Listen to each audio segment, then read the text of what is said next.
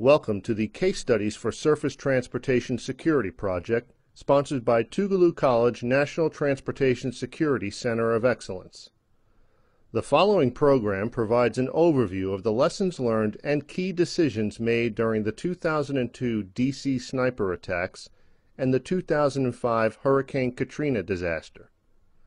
The goal is to assess the impact on the transportation sector of the actual decisions made by crisis managers during these events, suggest alternate decisions that may have improved overall outcomes, and offer a brief look at the commonalities between the incident command decisions made during each of these events. Each case study is presented in its entirety. You may, however, pause the video between case studies for discussion.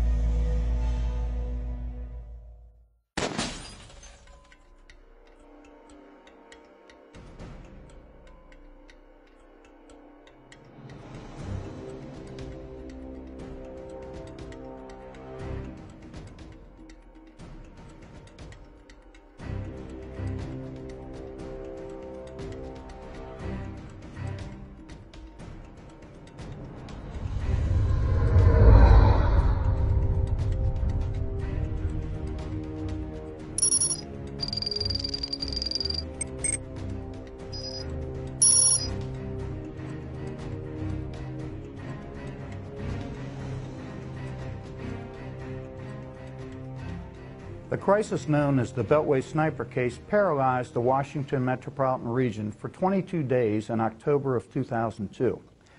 Much has been written about this case, from daily press and television reports to blog entries, books, television shows, and even a movie. The attention to the details of this case is almost exclusively centered on how the police responded to and apprehended the snipers. Other articles and books have been written on the media coverage of this case and the sensationalism that it caused, and still others have examined the concept of fear and how the media and public leaders, such as police chiefs, can raise or lower public fear based on their context of reporting. But little has been written about the impact of the Beltway sniper case on public and private transportation. This case study will examine the timeline of events that took place during this 22-day crisis. Here you will recall the horrific speed with which the shootings began and then expanded from one county in one state to the District of Columbia, and then another Maryland county, and then 3 counties in the state of Virginia.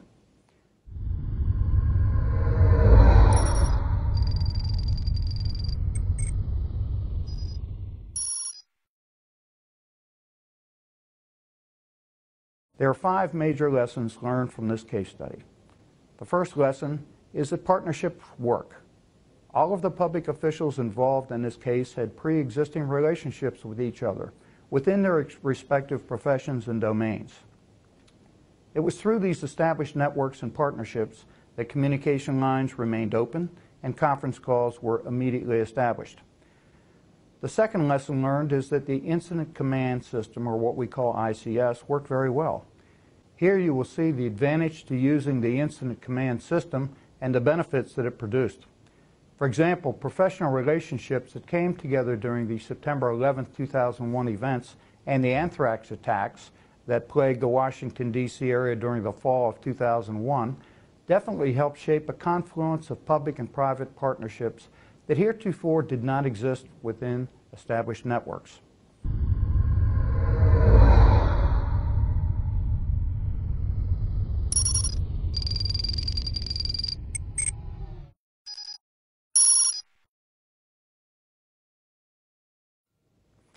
The third lesson learned is that a good relationship between management and labor unions can pay big dividends during a crisis. The relationship between Chief Polly Hansen and the Metro Transit unions is one noteworthy example for transit systems. This relationship kept line of communication open and transit workers informed of events and updates as they occurred.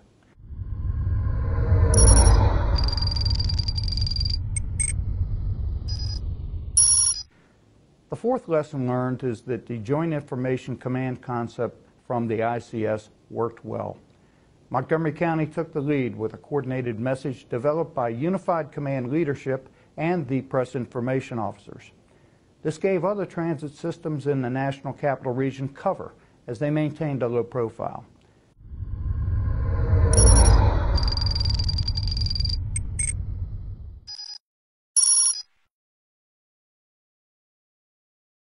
The final lesson learned is that memories linger. For days, months, and years after this crisis, the aftermath could be felt publicly as well as privately, especially with the families and the co-workers of the victims. The Beltway sniper case provides a unique opportunity to study the stages of a crisis and their potential impact on decision-making. A crisis is defined as a low probability, high consequence event. While many leaders can only see a crisis as a threat, a crisis also presents an opportunity for leaders to introduce lasting change and obtain funding that otherwise would not have come about.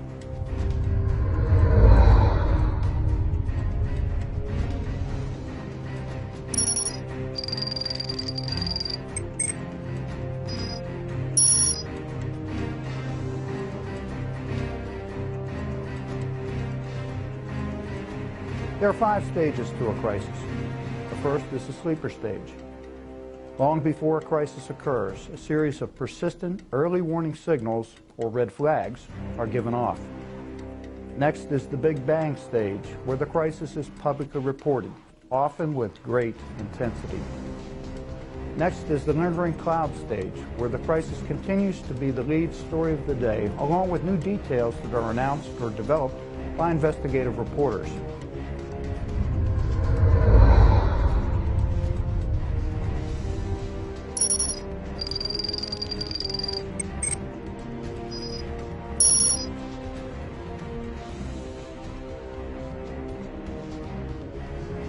Cleanup and resolution stage follows, where the intensity of the crisis begins to dissipate and the press begins to report the resolutions that are taking place.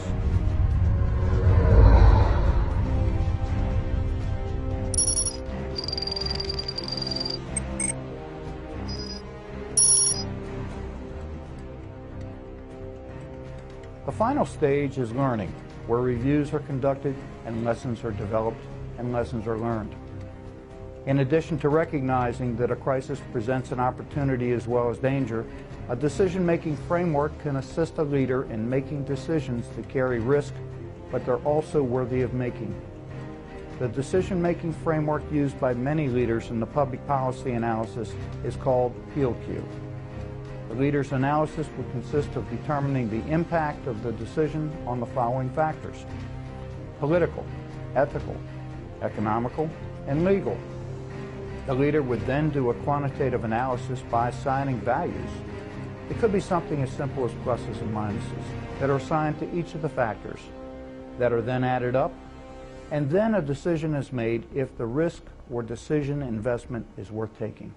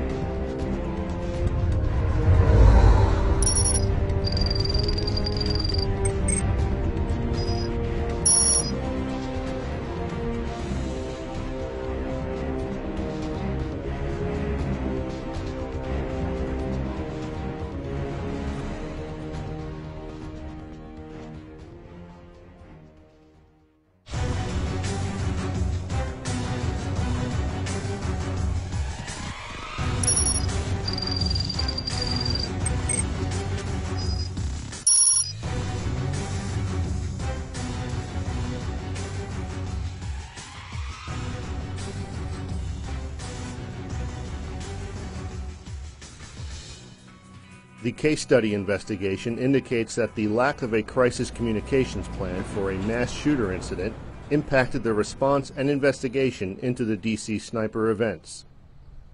First and foremost among the decisions that could have been made differently was the decision to ignore early witness accounts that pointed to a blue Chevy Caprice and publicly announce a search for a white box van based on unreliable reports on day 12 of the crisis. Although witness accounts involving the white van were legitimate, they should not have been weighed so heavily given the circumstances surrounding the reports and the existence of other information pertaining to a potential suspect vehicle. Analysts should have noted that most cars and trucks in the area would have been fleeing the sound of gunshots. White vans are an extremely common type of vehicle on local highways and roads, and the lack of any other non-public intelligence pointing to a white van. The operations-based decision-making methodology employed during the case study investigation of the sniper events suggests that efforts to identify and apprehend the perpetrators of the shootings may have been confused by the lack of a crisis communications plan that supported the communication of the right information to the media, enforcement agencies, and the general public. Had police not announced the white van as the prime suspect vehicle, crisis call centers would not have been inundated with erroneous reports, all of which had to be investigated, and those resources could have been deployed in more generalized area checkpoints capable of screening more vehicles. The second major decision that may have had a negative impact on the ability of law enforcement to both manage the crisis and apprehend the suspects occurred on day 16, when confidential communications from the suspects was allegedly leaked to the media. What very well may have been a deliberate leak, in the end, did little to inform the public and further antagonize the shooters, leading them to target a young child. The snipers are also known to have contacted police agency tip lines in an attempt to communicate directly with police officials. The call center did not assign the proper value to these calls by the snipers and did not properly account for the potential of an unknown suspect making contact for the purpose of negotiating. The process improvement factors and lessons learned must include a crisis communications plan that accounts for a suspect of a violent attack to communicate with police officials.